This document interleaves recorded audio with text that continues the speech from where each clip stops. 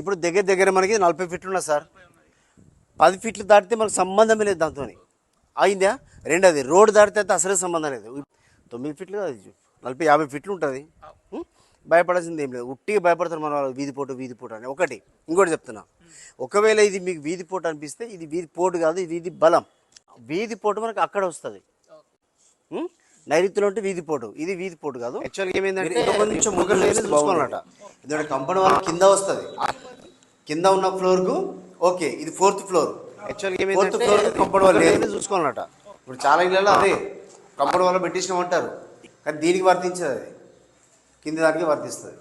ఉత్తర భాగంలో విండో వచ్చిందంటే ఇళ్ళకి వచ్చిన తర్వాత గొడవలు అయ్యే అవకాశాలు ఉంటాయి, పోలీస్ కేసులు అండ్ ఫైనాన్షియల్ డిస్టర్బెన్స్ కూడా అవుతుంది. వాయువ్యం కదా, గేట్కి ఎదురుగా ఇది వచ్చింది, లిఫ్ట్ వచ్చింది అంటే మనకు ఇక్కడ నుంచి అట్లీస్ట్ ఒక 10 ఫీట్లనే గ్యాప్ ఉండాలి.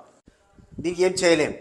సో మీరు దీనికి ఏం చేయాలంటే, ఒకటైతే ఇక్కడ మిర్రర్ పెట్టుకోవచ్చు, అంటే మనం స్పేస్ పెంచిన వాళ్ళం అవుతాం. లిఫ్ట్ తీయలేం కదా.